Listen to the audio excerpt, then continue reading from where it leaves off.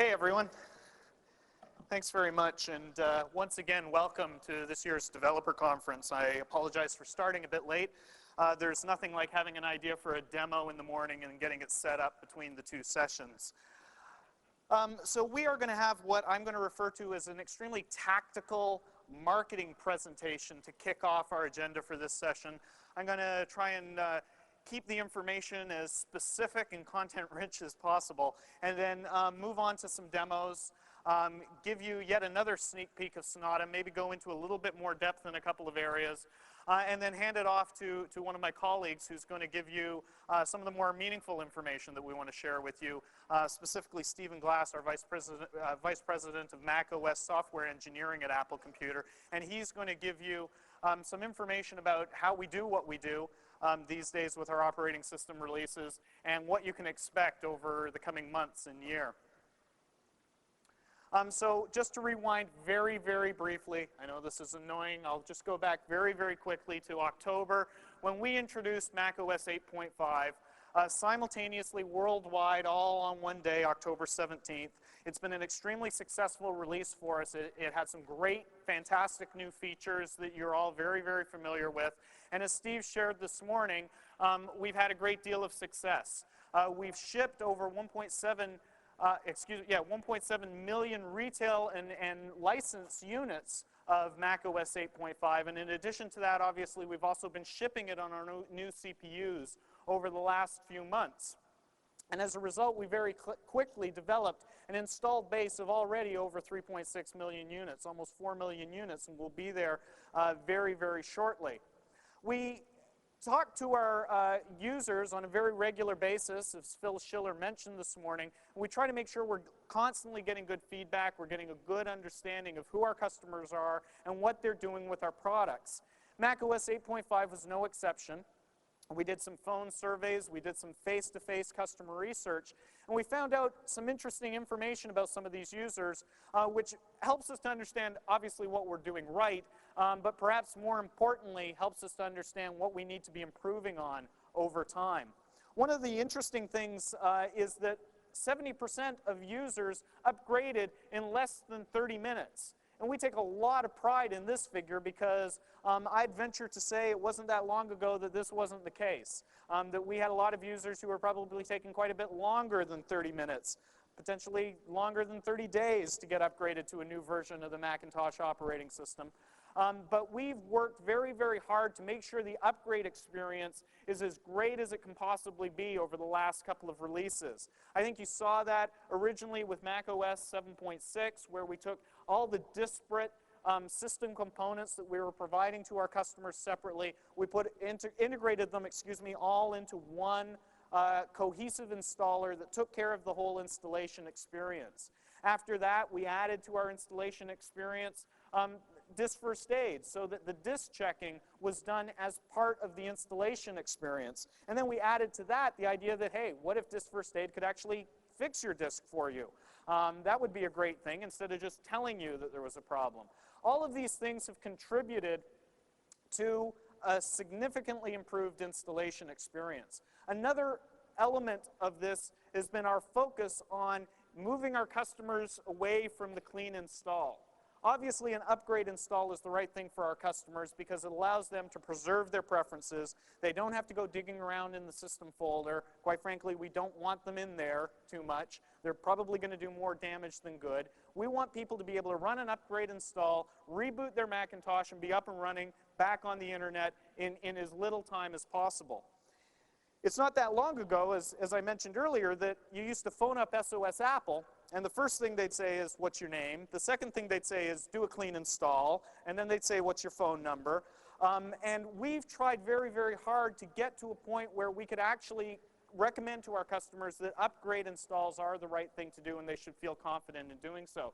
We've had some success there, but again, this means there are two sides to every coin, of course. This means 30% of our customers are actually having problems still, and we want to make sure that we create as seamless an experience for all of our upgrading customers as possible. Which kind of leads us to the second point, which is we're very, very pleased with Mac OS 8.5 to find that our customers had an 87% satisfaction rate. So the overwhelming majority of our customers are satisfied with the product. They're not running into problems, not only during installation, but post-installation, using applications and using the new features. But it's still, again, critical that we get the rest of those people so that upgrading to a new version of the operating system is just as seamless a process as possible. And again, as we all understand, Sherlock has been very, very successful for Apple Computer. I think we all had some idea that it was going to be when we first introduced it.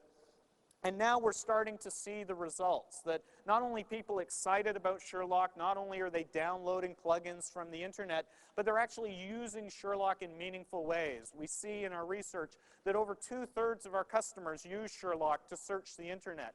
So it's been very, very successful, both in terms of the profile that it's received and the support that it's received from developers and from internet content providers, but it's been very, very successful in terms of the reaction of our customers as well. So who upgrades? This is interesting information for us as we try to reach more and more of our users. And as you heard this morning, 89% of iMac customers are online at the point we do the research, or have gotten online with their iMac. And in fact, that's a little bit higher for people who are upgrading to a new version of the operating system as well. Most of our customers who are upgrading to a new version of the operating system are recent hardware purchasers. And really, this isn't very surprising when you think about it. And it also is probably very meaningful to you as you're looking at the business opportunity for your product. The vast majority of people who upgrade to a new version of an operating system or a new version of an application are people who are keeping their system current. They feel like they have the resources to work with new software and new technology. Perhaps there's an interest level dynamic going on as well, where they have a new computer, maybe it's 6 months old, 9 months old, and they're still interested in keeping it completely up to date. Even organizationally, we see dynamics where computers are migrated through organizations. So perhaps a brand new Power Macintosh G3 comes in on a designer's desk, and they use it for a while, and then as the technology ages, it gets moved to a manager's desk, and then it gets moved to somebody else's desk, and there's less need to keep it current as it moves downstream. All of these factors combine to make, again, the type of customer who's most likely to upgrade their software, somebody who's purchased their hardware more recently. What we generally see is particularly the last 12 to 18 months. That's the body of users from which we get the highest percentage of upgraders. And again, a really important statistic that we've seen consistently over the last year or two, very important in the context of some of the features we're delivering moving forward, is that well over half of our customers, 60% of our customers, are sharing their computers with other users, whether it's in a home environment, partners or people who live together, men and women, their children, all using a computer in the home. The K-12 environment, again, at ease, has been very, very popular in that environment, as well as some of the third-party products that also provide that functionality. And in response, we want to provide some features that specifically address this requirement of our customers.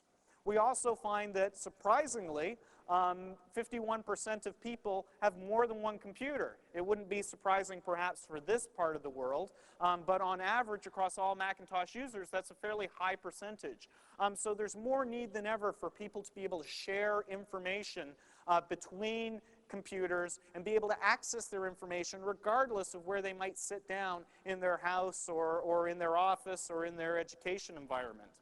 Again, another interesting statistic that wouldn't be a surprise in the Bay Area, but is a bit of a surprise outside, is that 74% of our customers who upgraded to macOS 8.5 have 64 megabytes of RAM or more. So obviously they have a lot of resources, but the other way of looking at it again, and the other way of looking at the recent purchasers statistic, is that we have a huge opportunity to make sure that our product appeals to a broader set of our installed base. There are lots of people out there who aren't upgrading their system software, and along with that, there are probably lots of our customers who are not upgrading to the latest version of your software as well, your applications, your utilities, etc. There's a huge opportunity there for us all to target those customers, make sure we're serving their needs, and make sure they understand that they can bring their PowerPC systems along and still be able to take advantage of new advancements in technology. Again, some of the interesting results from our survey was to the question of why do users upgrade. Unfortunately, or perhaps fortunately, depending on your point of view, the prime reason that novice users upgrade is just to stay current. It's sort of a sense of duty almost. They somehow feel they should. They haven't necessarily been wowed by the performance claims, or maybe Sherlock isn't the thing that caught their attention. They just kind of feel like they have to, which is good. We want to certainly take advantage of that, but we also want customers to understand the benefits of our products and make sure they understand how they're going to result in them being more effective with their computers. Something that absolutely isn't a surprise, because we see it consistently through everything we do in our research around the operating system, is the number one reasons in aggregate why people upgrade to a new version of the operating system is for improved performance and improved stability. These are the features that again and again our customers tell us they want. And it's the reason, as you'll hear from Steve Glass later in the presentation, why we've squarely focused over the last 2 years on making sure the Mac OS continues to improve incrementally over time. Get a release, really solid, move on to the next one. Get a release, really solid, move on to the next one, and continue to incrementally improve the operating system. And then again, no big surprise, the number one feature that got people to upgrade to Mac OS 8.5 in terms of the feature offerings that we communicated was Sherlock. Obviously, network copy performance was very, very important, particularly in the desktop publishing community. But overall, Sherlock was the most important feature. So as you heard this morning, today we're introducing Mac OS 8.6. In fact, in this morning's keynote, I think we may have the quickest operating system introduction ever in the history of our industry. It went by very, very quickly. So we thought we'd take the opportunity at this point to go into a little bit more depth about Mac OS 8.6 and make sure everybody understands some of the things that are here that are going to improve the computing experience both for our developer community here, but for our customers at large as well. As Steve touched on this morning, more battery life, improved Sherlock and ColorSync. There's some interesting developer technologies that are significantly improved in Mac OS 8.6 as well, though, and we'd like to talk a little bit about that and actually give you a demo of some of these capabilities as well. You saw a chart this morning that showed that battery life was improved by, I believe, 37%, and Steve mentioned that's sort of the highway mileage. So when you're out there on the road, you're cruising at a nice consistent speed, you got the cruise control on, you're going to see some significant battery life improvements. But even when you're doing some of your city driving, so to speak, when you're using applications that, let's say, they don't yield to the processing time quite as often as perhaps they should, even in those situations, you're still going to see significant improvements in battery life. 25% and perhaps even more increase in battery life, so that when you're doing real-world computing, like many of you are probably doing in the room right now as we speak, you're going to see improved battery life for Mac OS 8.6. We've also enhanced Sherlock in a couple of subtle ways that are really going to improve the way you can interact with Sherlock. First of all, an uncheck all button. There's nothing more annoying than when you've got 20 or 30 plugins and you've got a bunch of them selected, and then you want to go search for a new CD on Amazon, and that's the only one you want to have checked, and you have to go down the list and check every single one. With Sherlock in Mac OS 8.6, a quick click on the uncheck all button, you select the search site that you want to take advantage of, and as a result, you're very quickly and easily able to narrow the scope of your search so you can focus on the specific service you want to take advantage of. And implicit, of course, in the screenshot we have there is that you can now resize the Sherlock window, yeah, exactly, so that you can see all of your plugins at once together. And I'll give you a demo of these things very briefly in a few moments. macOS 8.6 also integrates the latest version of ColorSync that we introduced at CBOL just a month or so ago, 2.6, with a variety of new AppleScripts, a tighter integration of AppleScript, an incredibly important tool for the desktop publishing and design marketplace, and now a further integration of AppleScript with this new version of ColorSync with better AppleScript support. So, you know, we used to say that macOS 8.5 was the must-have upgrade for Macintosh customers, for PowerPC customers. And now that a little bit of time has passed and we've been able to deliver this new version, it's very clear that macOS 8.6 is very specifically the must-have upgrade for our desktop publishing or design and publishing customers because of the very tight integration of some of these critical technologies. More easily than ever now, you're able to get ICC profile information out of an image with a simple AppleScript. A drag and drop, and you're able to extract information that historically has been very, very difficult to get at. More profiles for a wider variety of devices, and now JPEG and GIF support for those types of image formats and file formats as well. So color management in the internet space is much better integrated and much easier to do. AppleScript has been improved in a number of areas. Perhaps some of the most significant, though, relate to some slightly different technologies and products that we're including with macOS 8.6. One of the items is that we're now bundling the iDo scheduler with macOS 8.6 on the CD so that you can actually schedule AppleScripts to be triggered at a certain time of day. So it allows the automation and hands-free computing to be done much, much more easily than it's been done in the past. Instead of having to write those idle loops where it says, you know, basically check every second and see if it's 8 o'clock in the morning yet and then go off and do something interesting. We've got some software included in 8.6 that makes that process much, much easier and much more robust.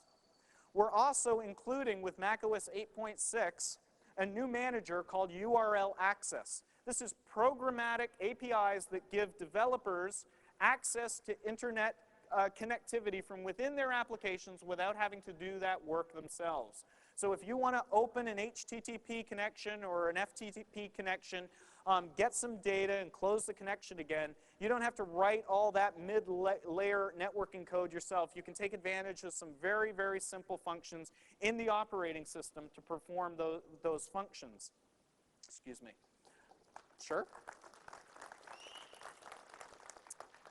But in keeping with our philosophy that we want to make the system as scriptable as possible, we've taken URL access and we've made sure it has an AppleScript interface as well. So even if you're not doing C programming to create a commercial shipping product, if you're simply automating some workflows within your organization or personally, you're now able to use AppleScript to interact with FTP or HTTP servers that you might need to access information from.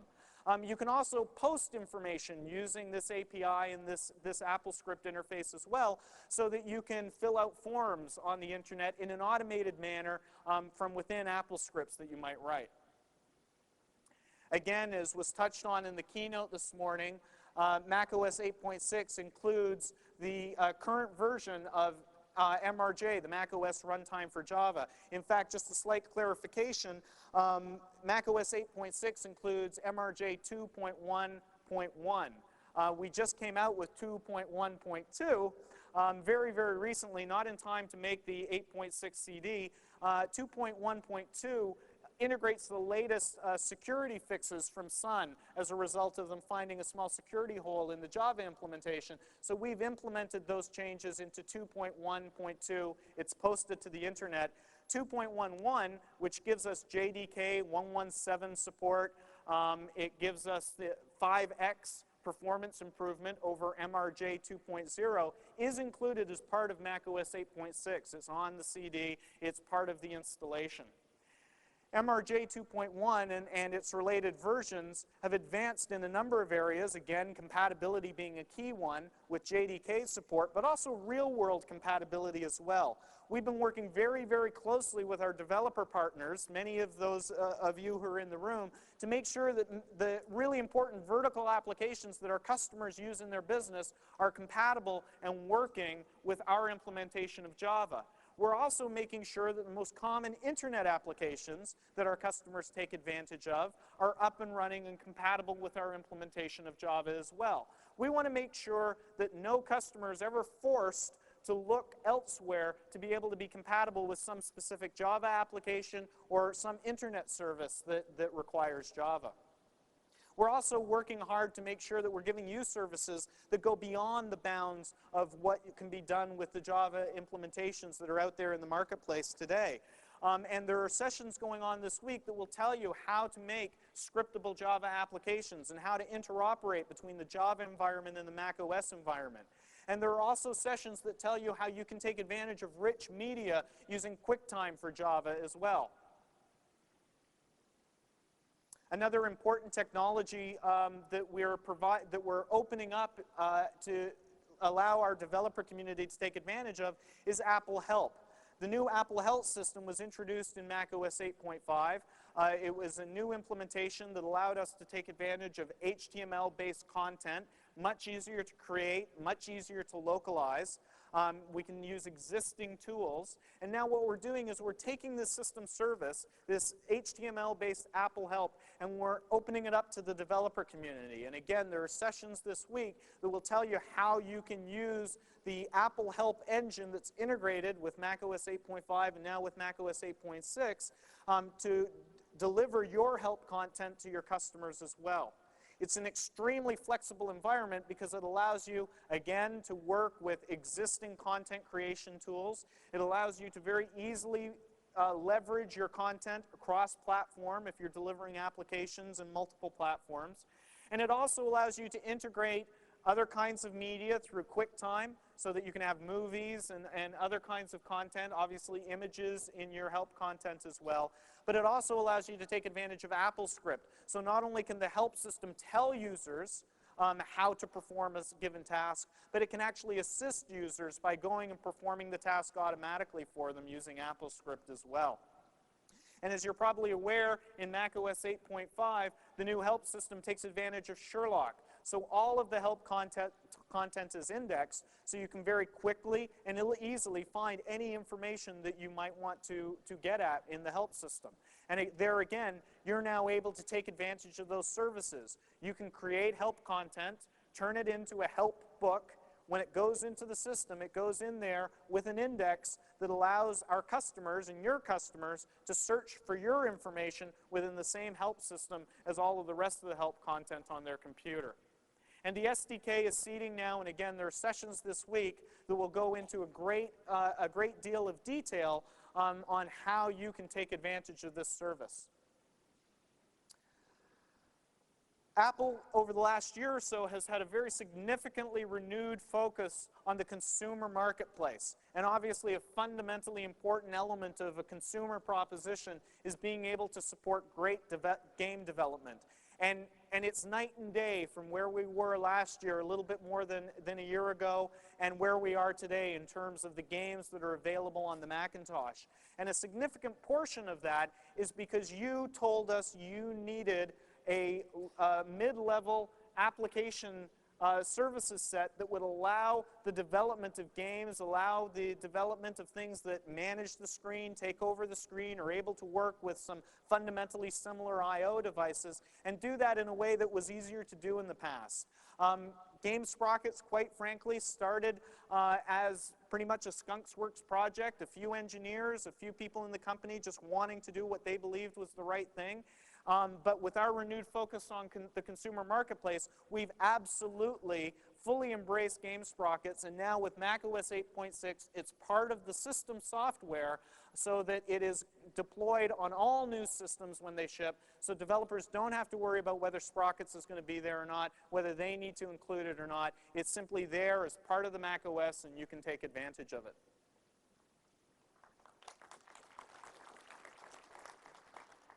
Now, there are many, many other enhancements in Mac OS 8.6. It's quite a long list when you consider, again, that this started out as a bug fix, and it's still a system update that you can get for free off the internet.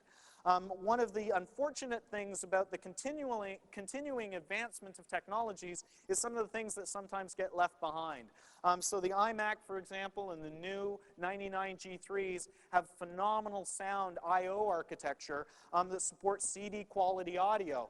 Unfortunately, they no longer support less than CD quality audio, and as a result, our speech recognition system, which was specifically architected to work with the level of quality audio that was previously able to get from Macintosh computers years ago, it stopped working with these new systems. So with macOS 8.6, our speech team has done great work to revise the recognition software and the noise cancellation software so that speech recognition in macOS 8.6 again works with all Macintoshes that 8.6 supports, including iMacs and including this year's G3s. There are also some new features, as Steve mentioned this morning, in the LaserWriter driver. Again, very appealing to the desktop publishing marketplace. You now have the ability to create logs of your of your print jobs and logs of font usage so that you can track mismatches. With macOS 8.6, through support for UDF, both read and write, we now support not only DVD-ROMs, but DVD-RAM as well. So you're going to be able to store huge amounts of information on DVD devices. There are also some new class drivers in macOS 8.6 that give us a wider set of generic support for a broader set of USB and FireWire devices. So there are more devices, both USB and FireWire, that can simply be plugged into a Macintosh computer with macOS 8.6, and they're going to work without any additional software having to be loaded. Updated Apple System Profiler always helps when you're trying to track down a problem and understand the configuration of your computer. And we've also added something that's quite important, particularly to our customers and developers in Europe, not so much over here in the United States, because unfortunately most of our cell companies haven't exactly got their act together right, and the technology isn't really married up. But with a compatible digital cellular phone and a compatible digital cellular service provider, you can actually use your PowerBook to use the cell phone as a simple modem for connecting to the internet, to browse the web, or to check email without any other interconnect required. So it's a very, very handy feature for our customers in regions where they can actually take advantage of it. And again, as has been touched on before, there have been fairly significant improvements to the nano kernel in macOS 8.6. Not only improvements that result in the battery life changes that we talked about earlier, but also improvements for better support for multiprocessing. Apple has had a multiprocessing API that's been around for quite a few years, and we've shipped some multiprocessing hardware in the past, as have some third parties. But there have always been limitations associated with using multiprocessing on the Macintosh. If you were going to adopt that API and enable it on a computer, there were certain trade-offs, like you could not have virtual memory turned on. And the MP API itself had a huge RAM hit, unfortunately. And there were great limitations placed on what you could do from preemptive threads. And we're working to address all of these issues moving forward. But specifically in macOS 8.6, you can now take advantage of the MP library even when virtual memory is turned on. And in fact, the memory footprint for MP has been reduced from about 2 megabytes down to, I believe, a couple of hundred K. So significant improvements that really make multiprocessing much, much more viable with today's Mac OS. So how do you get Mac OS 8.6? Again, it is a free download off the internet. The updater is available from www.apple.com today. Might as well warn you up front, though, it's a 34 megabyte download. So for those of you with the big pipes, obviously that's no problem. And it would seem that most of us have big pipes, judging from the Star Wars download numbers. For people who don't have the big pipes going into their homes, we're also making the macOS 8.6 Updater CD available. This is actually worldwide, but in the US it's available for $19.95. You can just phone up a number that's available from our website. We'll take your order and send you a CD. And in fact, you heard about the coupon earlier in the day that gets you your Mac OS X CD. that coupon also gets you a macOS 8.6 updater CD as well, because we wanted to make sure everybody here at the conference had access to that software as soon as possible. Not everybody likes running an updater, though. It's kind of a pain in the neck when you want to start with a clean hard drive. So we're also providing a macOS 8.6 full install CD, for $19.95 also. This is basically just covering shipping and handling. But to get that, you need an 8.5 proof of purchase, which would have come with your CPU or with your 8.5 retail package. So at this point, I'm actually going to give a very, very quick demo of just a couple of the features in macOS 8.6. So if we could switch over to whatever computer I had 8.6 running on. Here we go. So I want to just give it a very quick glimpse. The first thing that we're going to show actually is the new battery life improvements. So I'm just going to let this machine run down for the next 4 hours. The first thing I'm going to show is the new version of Sherlock. Again, it's fairly minor improvement, but it's going to fairly significantly enhance the way you work with Sherlock. Again, as I mentioned a few moments ago, you now have the ability to resize the window so you can see all of your plugins at the same time. And when you want to confine your search and confine the scope of your search a little bit, instead of having to click down the list of all the plugins to get rid of them, single click on the uncheck all, and that allows you to start from scratch so you can go straight to Amazon or Barnes & Noble or whatever you might want to do. And you'll also notice in the list there that we've added a considerable list of new plugins in macOS 8.6 as well. So there's not as much of a need to go to Apple's website or other websites to download plugins, add them to your system. More of them are included right here. The other item I mentioned just a couple of moments ago was URL access, and the fact that it has a scriptable interface allowing you to automate tasks that include internet access. You're no longer bound to just your local system or your local system connected to others using AppleTalk to take advantage of AppleScript for automating processes. And we've just got a really quick demo here. You're going to see a number of AppleScript sessions on the schedule for the rest of the week. And there's also a URL access session where they can go into much more detail about what's possible. But just as a little example, I have a AppleScript here called Set Desktop to Live Picture. And when I double-click this AppleScript, it brings up a user interface panel that asks me which webcam would I like to turn into my desktop. And you can see that I have a number I could choose from here, the Bay Bridge in California, Waikiki, Pikes Peak, a number of others. All I have to do is select one of these and click OK.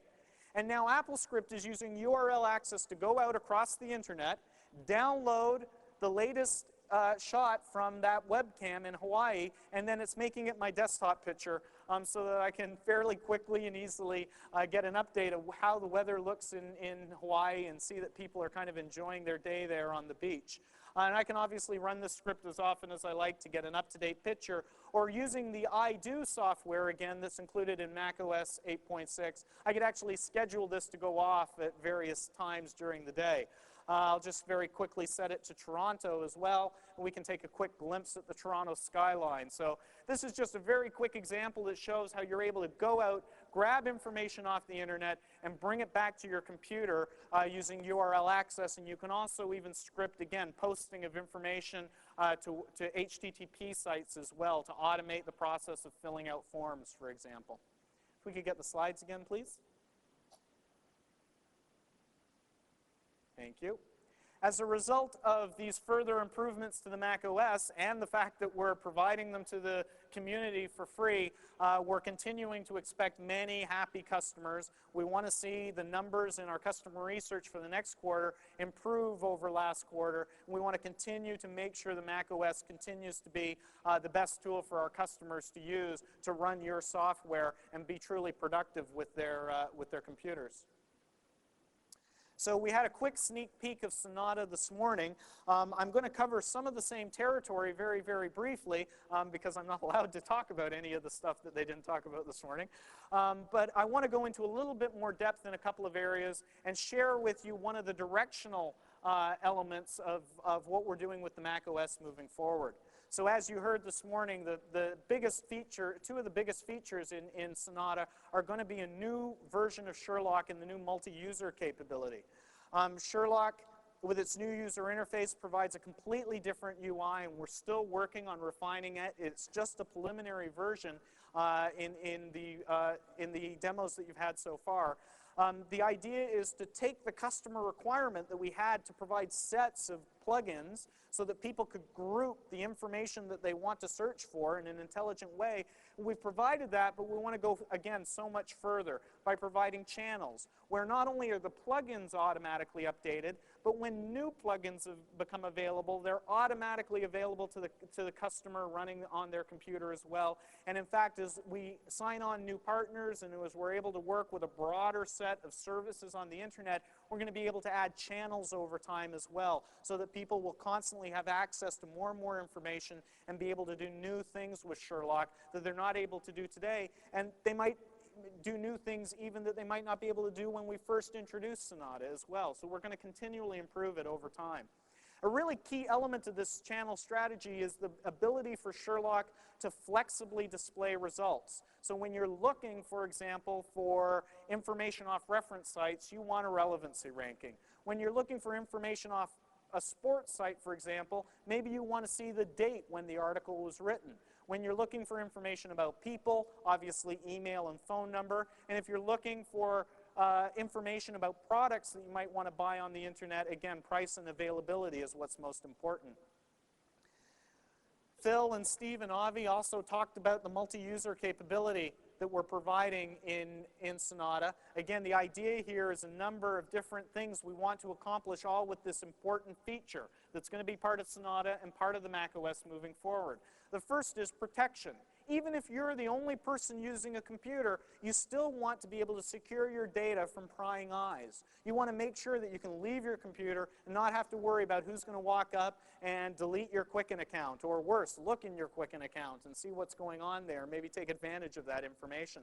So we're providing basic access control with a variety of different ways of accessing your computer, from a typed password to a voice print login, but also, as you'll hear later in the week in some of our security sessions, you're also going to have the ability to extend the authentication mechanisms yourself. So if you're a developer who's working on things like a thumbprint reader, you're going to be able to add those to the Mac OS in Sonata and beyond.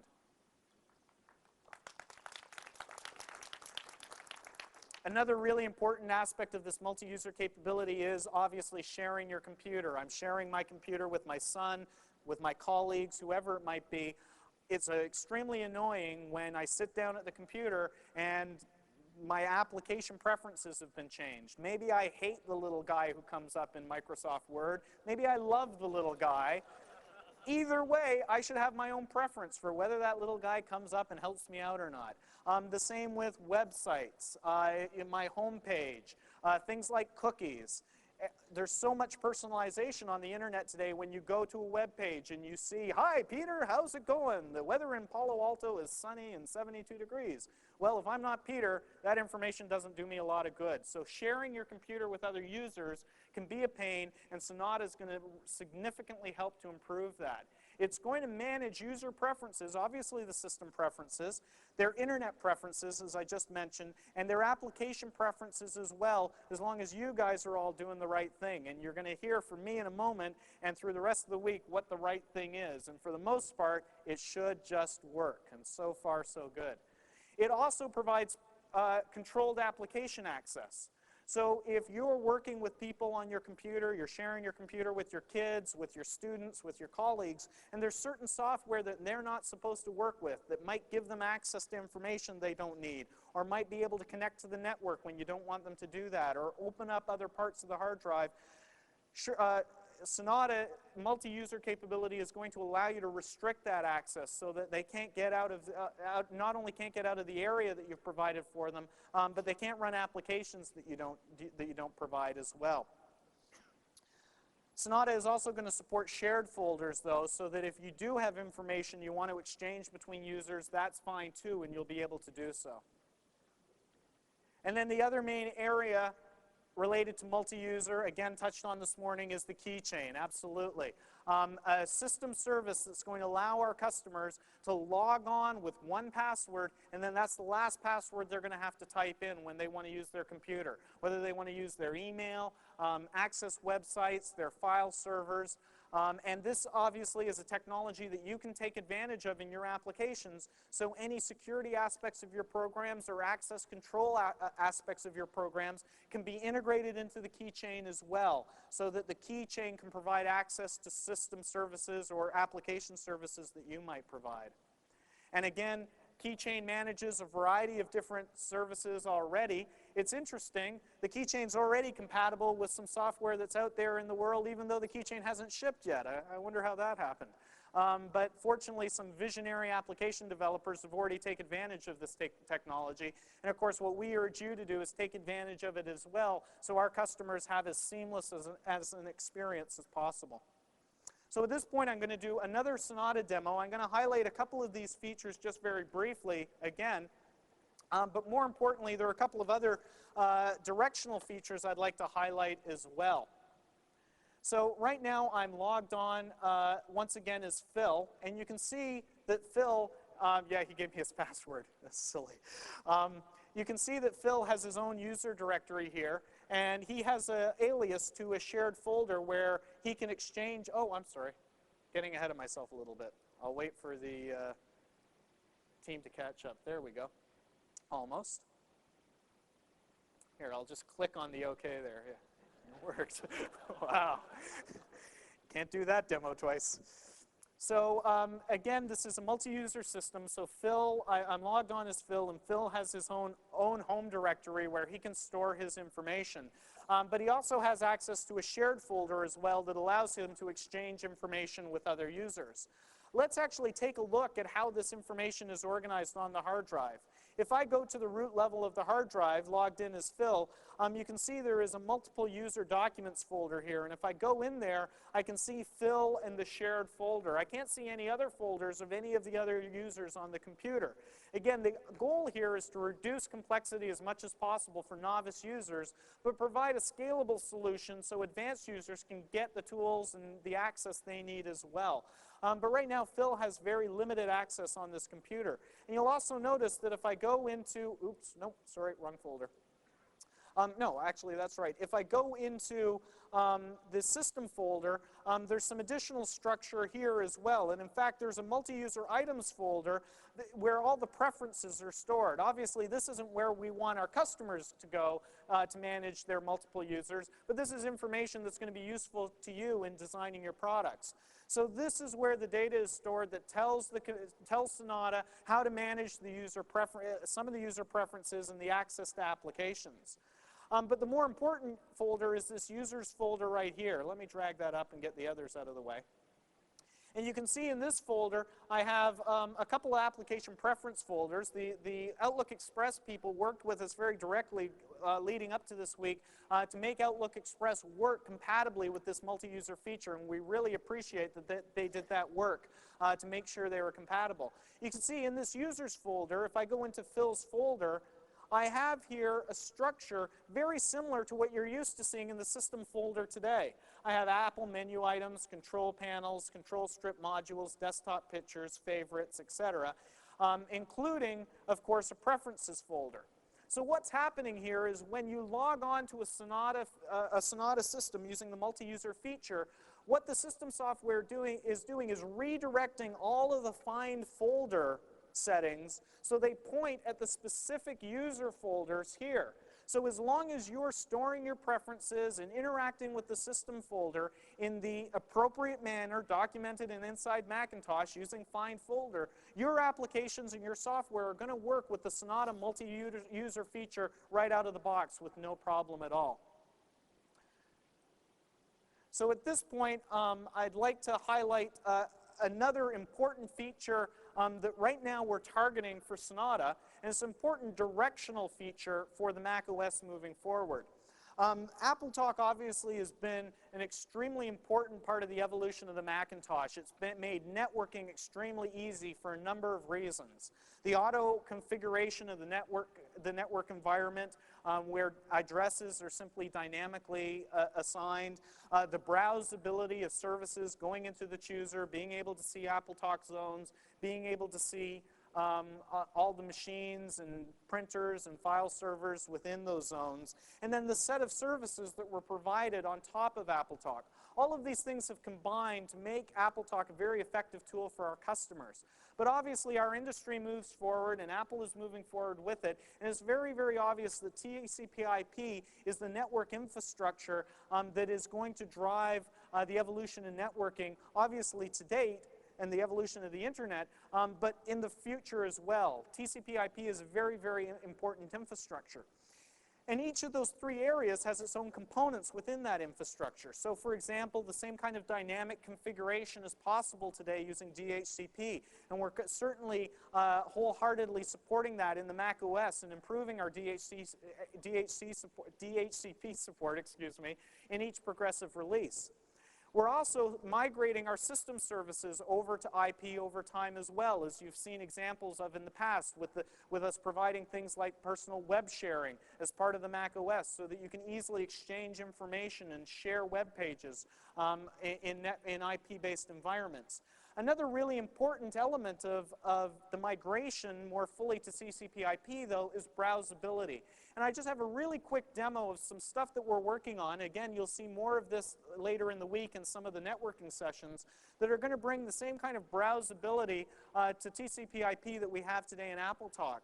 So I'm bringing up an application which is kind of an evolution of the Connect To service that we have today in the Internet Access folder.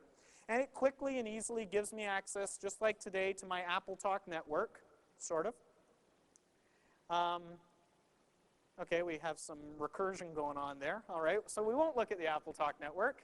See, I should have just gone straight to the Gusto. I also, however, have my own domain here. And what I've got is a small network behind the podium where I've got two computers that have simply been turned on the same net together so that they can share information, but they're sharing that information using IP instead of using AppleTalk. And in fact, I'm looking right now for web servers, and here's the machine that I've got running behind the podium. I can just simply browse right to it. I don't have to remember any cryptic DNS entry, or particularly not an IP number. And when I double-click, it automatically launches my browser and takes me directly to the website that I have running on that machine. Or not. Okay, let's try that once again, shall we?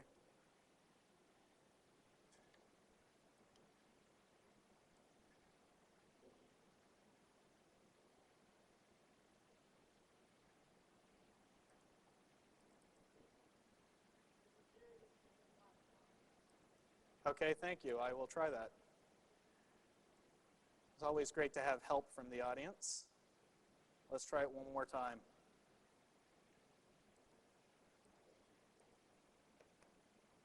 Oops.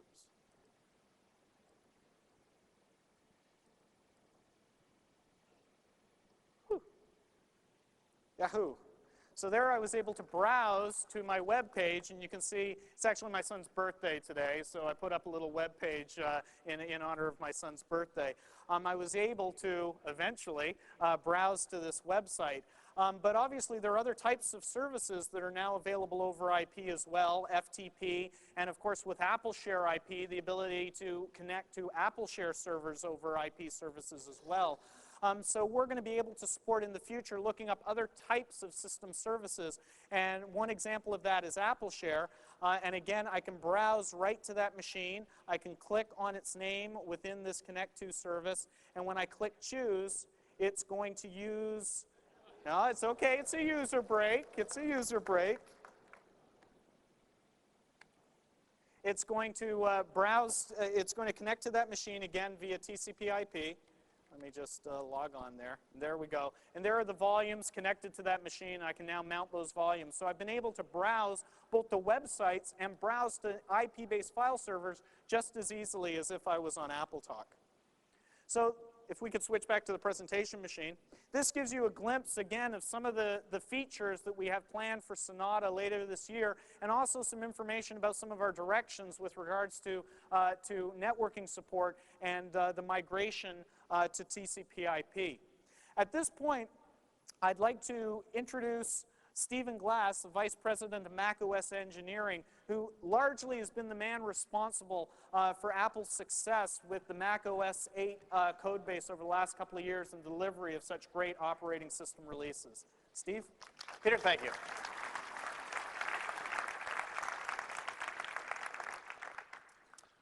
We've had quite a busy year. Gave Peter quite a lot to talk about today.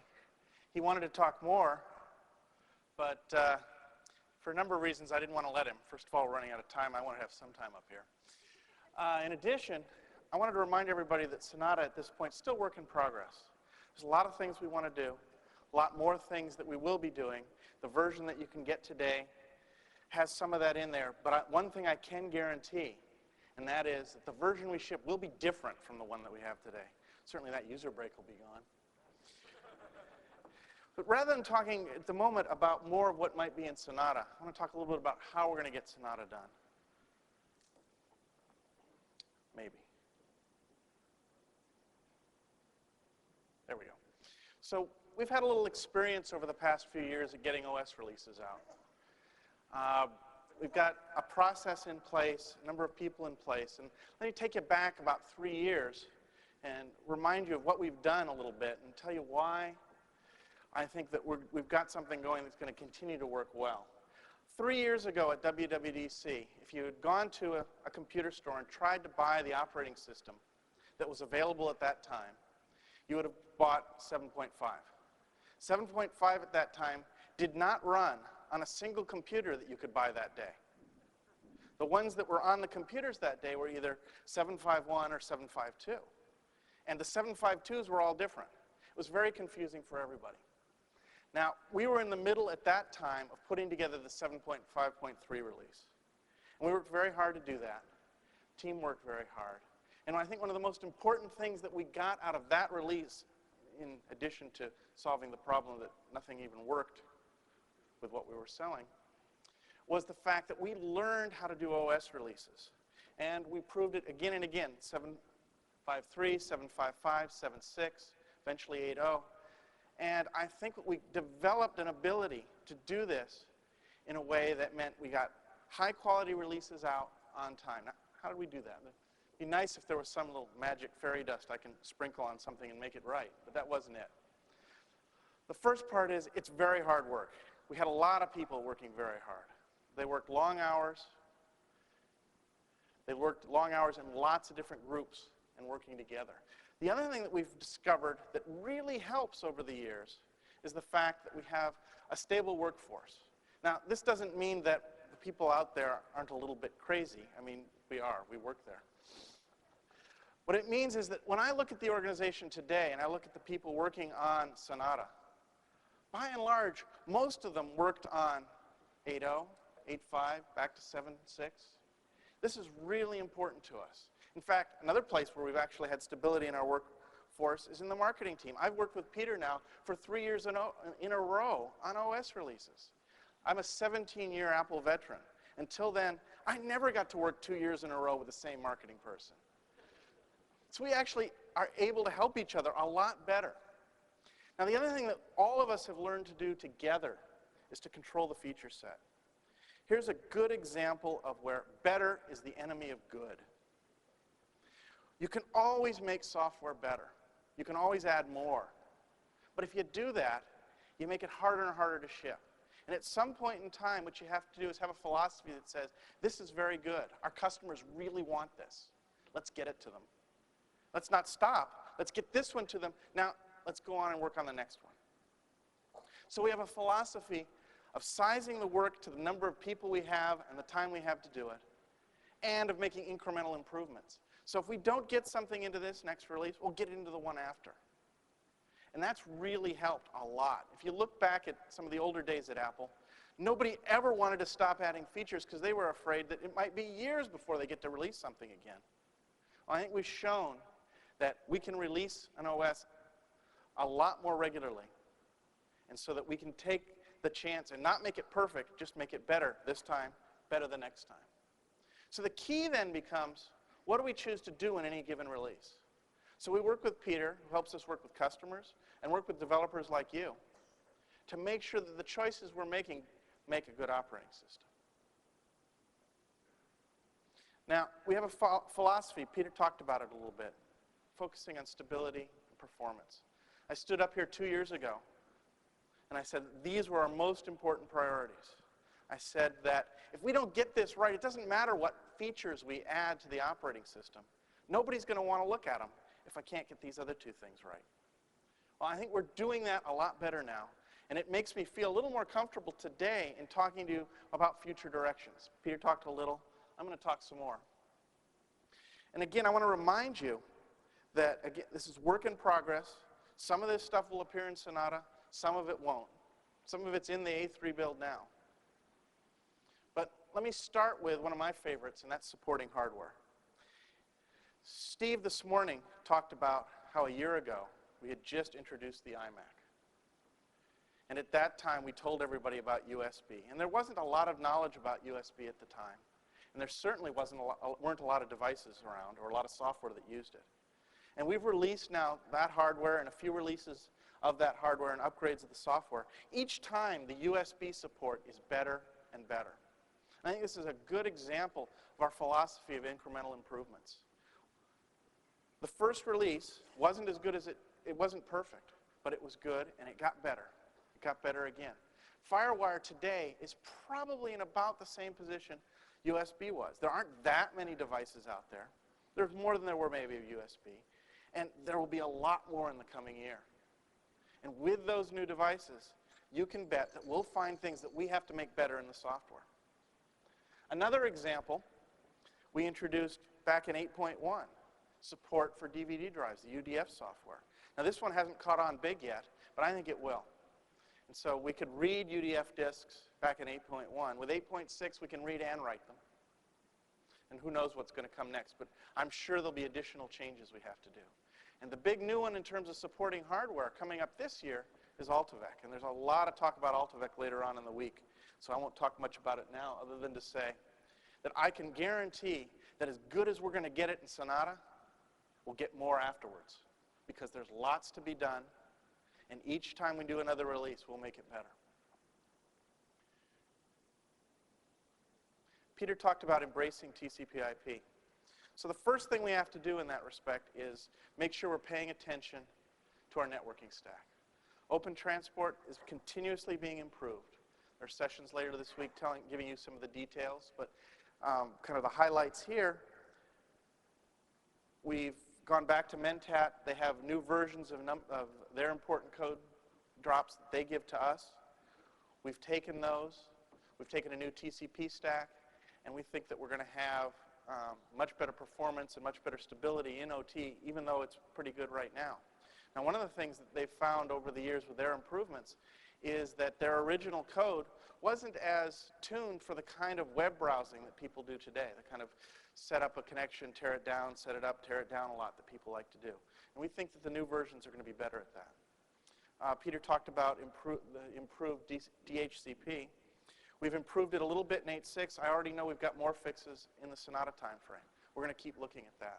And then we saw some of the service discovery stuff there. I think that's really important. Our goal here is to make it as easy to use with the standard networking protocols as it was with AppleTalk. I find that's really important. Will we get there completely in Sonata? Probably not. We'll go a long way, and we'll keep making it better.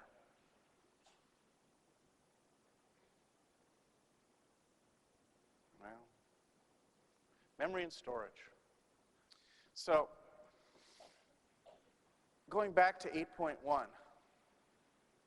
we introduced a new disk format. HFS Plus, we like to call it, or Enhanced HFS, or Enhanced Disk Format. There's lots of different names. At the time we introduced that, a little over a year ago, most people didn't have very large disk drives. You were pretty lucky if you had something over a gigabyte. 1 and 2 gigabyte drives were kind of showing up on the high-end machines. Occasionally, if you're really lucky, you could have a 4 gigabyte drive. I was one of those lucky people. I had a 4 gigabyte drive. I converted it from HFS to HFS Plus. And even though when I started, my drive was mostly full, 3.5 gigabytes in use. When I was done, only 2 gigabytes were in use. That was the disk format change, making it much more efficient the way we stored things. That was really important to people. It helped out a lot because if you look at disk drive sizes now, they're much, much bigger. There'd be a lot more wasted space. But going forward, that wasn't enough. Think now about the new digital video capabilities that we have. If you've got 10 minutes worth of digital video off a FireWire camera, that's about 2 gigabytes. What if you want 11? That's no good. To have to then chain all these files together is a big problem.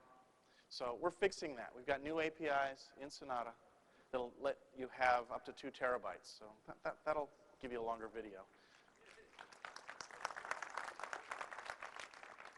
Peter talked a little bit about the MP stuff that's in 8.6.